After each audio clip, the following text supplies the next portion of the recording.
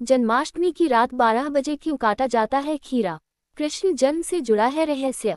प्रस्तावना। भारतीय संस्कृति और परंपरा में हर त्योहार का गहरा धार्मिक और आध्यात्मिक महत्व छुपा हुआ है। श्री कृष्ण जन्माष्टमी, जिसे देश भर में बड़े ही उत्साह और श्रद्धा के साथ मनाया जाता है, उन विशेष पर्वों में से एक है जिनका महत्व केवल धार्मिक नहीं बल्कि दार्शनिक भी है।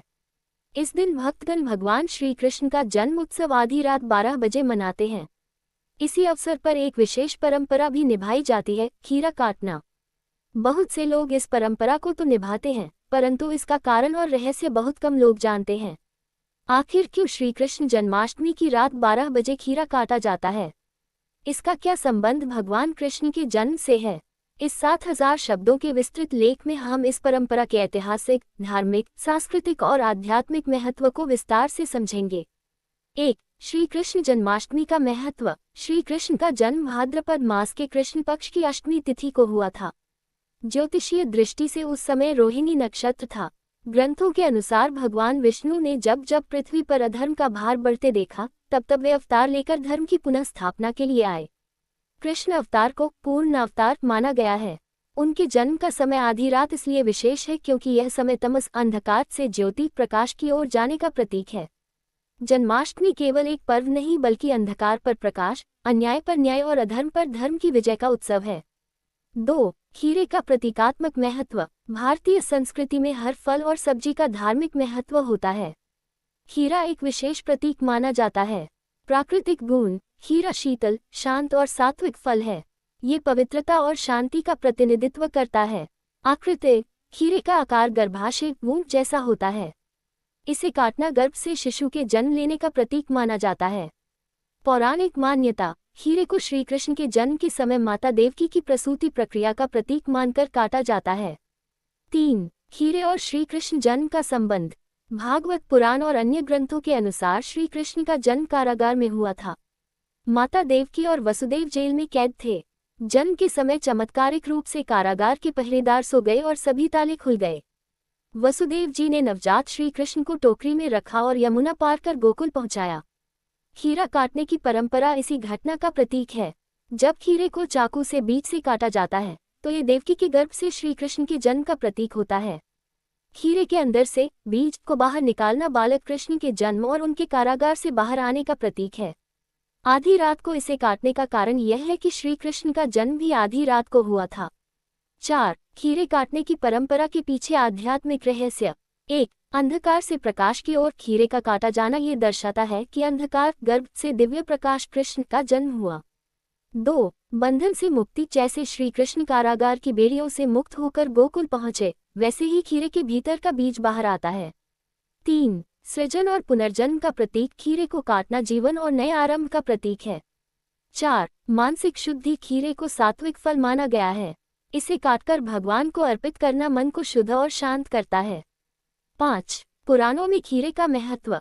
विष्णु पुराण इसमें उल्लेख है कि भगवान विष्णु के पूजन में शीतल फल विशेष माने जाते हैं। भागवत पुराण इसमें कृष्ण के जन्म प्रसंग में कारागार और प्रसव का उल्लेख मिलता है। गरुड़ पुराण इसमें खीरे को जीवन और मृत्यु के बीच संतुलन का प्रतीक बताया गया है। 6. ज्योतिषीय दृष्टि से खीरे का महत्व। खीरा चंद्रमा से संबंधित फल माना जाता है। चंद्रमा मन और शांति का कारक है। जन्माष्टमी पर खीरा काटना चंद्रमा की शांति और मानसिक संतुलन की कामना से जुड़ा है। रोहिणी नक्षत्र, जिसमें कृष्ण का जन्म हुआ, वह भी चंद्रमा से संबंध रखता है। इसीलिए खीरा काटना ज्योतिषीय दृष्टि से भी शुभ माना जाता है। 7. परंपरा और लोक मान्यताएं। भारत के विभिन्न क्षेत्रों में खीरे काटने की अलग अलग परंपराएं हैं। उत्तर भारत, रात 12 बजे मंदिरों और घरों में भगवान कृष्ण का जन्मोत्सव मनाते समय खीरा काटा जाता है। गुजरात, यहाँ खीरे को प्रसाद स्वरूप भी बांटा जाता है। मध्य प्रदेश और राजस्थान, खीरे को काटकर उसमें से बीज निकालकर उसे झूले में रखा जाता है, जैसे शिशु को पालना झुलाया जाता है। बिहार और झारखंड, यहाँ खीरे को देवकी के गर्भ का प्रतीक मानकर पूजा में शामिल किया जाता है। 8. वैज्ञानिक दृष्टि से खीरा काटने की मान्यता। धार्मिक परंपराओं को वैज्ञानिक कारणों से भी जोड़ा जाता है। खीरा पाचन तंत्र को संतुलित करता है। ये शरीर को ठंडक देता है और तनाव कम करता है। उपवास में खीरे का सेवन स्वास्थ्यवर्धक माना जाता है, इसलिए इसे धार्मिक परंपरा से जोड़ा गया है। 9. खीरा काटने की विधि। 1. रात 12 बजे कृष्ण जन्म का समय आते ही शंख और घंटियों की ध्वनि के साथ भगवान का जन्मोत्सव मनाएं। 2. लड्डू गोपाल को झूले में विराजमान करें। 3. खीरे को बीज से काटें और बीज निकालें। 4. खीरे का टुकड़ा भगवान को अर्पित करें। 5. शेष खीरे को परिवार और भक्तों में प्रसाद के रूप में बांट दें। 10. खीरे काटने से मिलने वाले लाभ। घर में शांति और सुख समृद्धि आती है। मन और शरीर शुद्ध होता है। रोग शोक दूर होते हैं। संतान सुख और जीवन में नव ऊर्जा का संचार होता है। 11. अन्य प्रतीकात्मक फल और परंपराएं। जन्माष्टमी पर केवल खीरे ही नहीं बल्कि अन्य फलों और चीजों का भी विशेष महत्व है। माखन और मिश्री श्री कृष्ण का प्रिय भोग। धनिया और पान पूजा में अर्पित करने से समृद्धि मिलती है। तुलसी दल भगवान विष्णु और कृष्ण की पूजा में अनिवार्य। 12. आधुनिक समय में परंपरा का महत्व।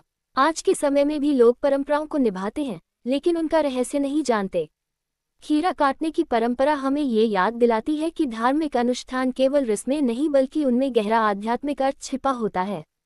निष्कर्ष। जन्माष्टमी पर रात 12 बजे खीरा काटने की परंपरा केवल एक रस्म नहीं बल्कि भगवान श्री कृष्ण के जन्म, माता देवकी के गर्भ और कारागार से मुक्त होने की प्रतीकात्मक झलक है। ये परंपरा हमें ये संदेश देती है कि अंधकार कितना भी गहरा क्यों न हो, जब धर्म का समय आता है तो प्रकाश की किरण अवश्य जन्म लेती है। खीरा काटना केवल धार्मिक दृष्टि से नहीं बल्कि सामाजिक, सांस्कृतिक, आध्यात्मिक और वैज्ञानिक दृष्टि से भी महत्वपूर्ण है। ये परंपरा हमें श्री कृष्ण के जन्म के चमत्कारी रहस्य की याद दिलाती है और जीवन में नव ऊर्जा, शांति और समृद्धि का संचार करती है।